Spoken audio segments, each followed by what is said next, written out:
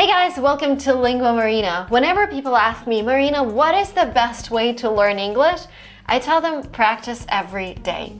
And by practicing for only 20 minutes, you can reach your goals in English pretty fast. So in this video, I'm gonna present you my 20-minute daily learning routine that you can use for learning English. I'm gonna give you resources where you can go and practice. They're completely free. We're gonna talk about different things that you can do during the day to improve your language. Before we start, I wanted to tell you about something that inspired me to create this daily routine, daily practice. My younger daughter, Emily, she's 3 years old. She just started like a mini school for kids where they practice every day for just 10 minutes. They're doing basic stuff, connecting dots, learning words. But the key thing there, and it's called Kumon, Japanese system, the key thing there is daily repetition, just for 10 minutes. And 10 minutes for your brain, it's like nothing. You're like, oh, I'm gonna sit down for just 10 minutes, I'm fine. And I always give her a candy after she practices because she sometimes needs this extra motivation to continue.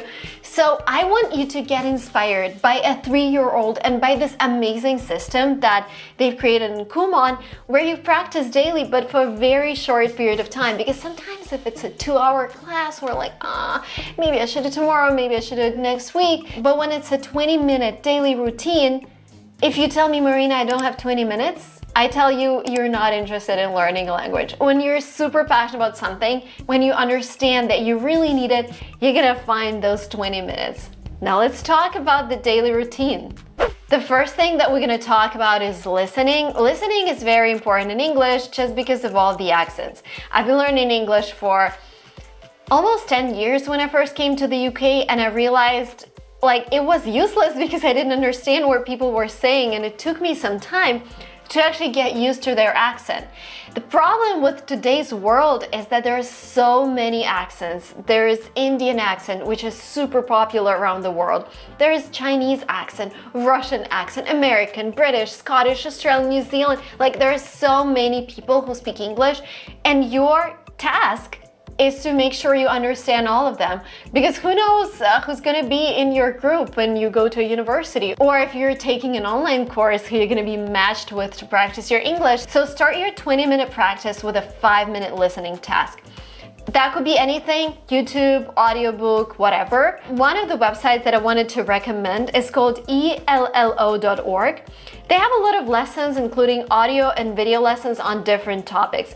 And those conversations are actually divided into levels, because I know how complicated it is when you go to YouTube or you start watching a TV show on Netflix and then you realize it's just not your level, it's too complicated.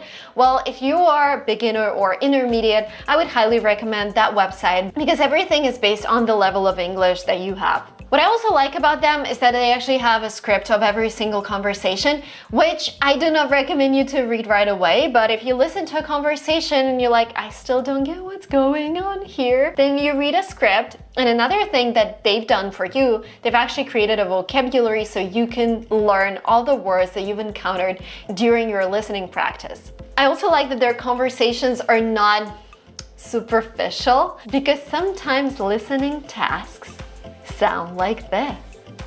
And no one really talks like this in real life. People have accents, people speak fast. So on that website, you will get exposed to many different accents, and you will get exposed to real English language speech. The next 5 minutes of your 20-minute practice will be speaking. Speaking is incredibly, incredibly important. The problem is you might be able to listen to a lot of things, but when it comes to saying them, words are not in your active vocabulary. They're in your passive vocabulary, which means you understand them. But when you need to actually say them, they flip from your mind. You're like, oh, where did this word, how do I actually pronounce it? The thing is, even reading out loud can be considered speaking practice, because when you read out loud, you're like, oh, how do I actually read this word? Because when you're reading a book, you don't really think about pronouncing something. But when you start reading out loud, you're asking yourself questions. Oh my God, how do I pronounce this word? I've never said it in my whole life. And by saying it for the first time, you actually start practicing it. So first of all, reading out loud. Second website that I wanted to recommend is actually called speakandimprove.com. It is a research project by University of Cambridge. It's basically a robot. Let me show you something. So they They will start asking you questions and you will answer them. What's your name? My name is Marina. You can listen to your answer. How do you spell your family name? How do you spell your family name? Okay. Mogilko. Where are you from? So this cute little robot is gonna ask you questions about you, and then it's gonna dig into different topics. I think this is very useful for people who just don't wanna talk to themselves, because it is so weird sometimes when Marina tells you on YouTube that you have to talk to yourself, and I love talking to myself out loud, but not everybody likes it. So the robot is a great way to practice your spoken English. Again, the website is called speakandimprove.com. Another way to practice is to actually use another website that I mentioned today, elo.org.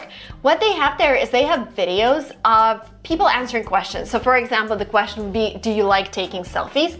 So your task is to pause right there, answer, but don't say yes or no, elaborate. Yes, I love taking selfies because I can create the best lighting for myself, because I know the best angles, and I just love documenting my face every day, whatever. Try to elaborate, then you press the play button and you start listening to other people answering the question. I think it's a great way to practice your answer first and then get inspired by people answering the same question, because you can borrow some vocabulary and some phrases that they've used. Another great website actually allows you to talk to your phone. The website is called speechnotes.co. It wasn't actually created for language learning purposes. The whole idea behind this website is for you to say things and it's going to transcribe them, which means the robot on the website, or whatever, the algorithm on the website will create a transcribed version of whatever you said. Two things why it's a good way to practice English. First, if you mispronounce something, if you mispronounce a word, the algorithm wouldn't understand it, and you will need to check your pronunciation, Google that word, say it again until the algorithm actually understands. And the second thing, the robot would actually add all the symbols like semicolon, exclamation point, question mark, so you will learn how to use them in English. And again, when it comes to speaking, I would say just talk to yourself. Talk to yourself about your day. Talk to yourself about your goals. I love talking to myself. In general, I love talking, as you might have guessed. Okay, we have 10 minutes left for your practice, and 7 minutes go to vocabulary. Once you've done your listening part, once you've done your speaking part, you've probably encountered at least 3 to 5 new words, and this is your time to practice them. I wouldn't recommend learning more than 5 words a day, so write them down and again, create sentences with them and say them out loud. Just try it. I know you're like, okay, Marina, whatever, I will say them out loud. But do it actually. You will see how because it happens to me all the time. I start reading something out loud, or I start talking to someone, a native speaker, about a book that I just read in English, and I want to pronounce a word or like some name that I saw in that book, and I realize I can't because I never pronounced it, and I'm like, oh my God. So it's either an audiobook or you read out loud all the names that you do not understand how to pronounce. So it's really important. And I want you to wrap up your practice with a 3-minute reflection of your goals or where you're heading. I love telling people to create a dream board. It's crazy how it works for you, because you're creating a destination for your brain, a destination for all of your goals. I am learning English because I have this dream board where I have Gary Vaynerchuk, because I want to be in the same conference with him. I want to be a speaker at a business conference in the US together with Gary. He's a very inspiring immigrant. I have a house that I want to buy. I even have bed sheets that I really like, and they're on my dream board. And every time that I sit at my desk, I stare at this dream board and I'm like, I am getting closer. And today I was invited to an event. Hopefully it's gonna happen. They're gonna send me official confirmation next week. But that event, a red carpet event, was on my dream board. So it's just crazy how it works. And I highly encourage you to create at least 100 wishes that are connected with your English language level, and be as specific as you can. Like, I want this apartment in Los Angeles. This is how much it costs. This is how I get there. I want this degree from this university. This is how much it costs. This is, how much I need to score my TOEFL. I want to have this, even think of physical things. I want the new iPhone. I want the new laptop. I want this book, that book. Put everything on your dream board and understand that English is your instrument that's gonna get you there. And if you're like, Marina, is there one resource for me to do all of this? I can recommend my workbook that I've created together with my team. It's 180 pages plus of English theory and practice. It's our bestseller, tens of thousands of copies sold, and students just love it. The link will be down below. And thank you so much, guys, for watching this video up to the very end. Thank you so much for being subscribed to this channel. Oh, and don't forget to share this video with everyone who learns English. Bye bye.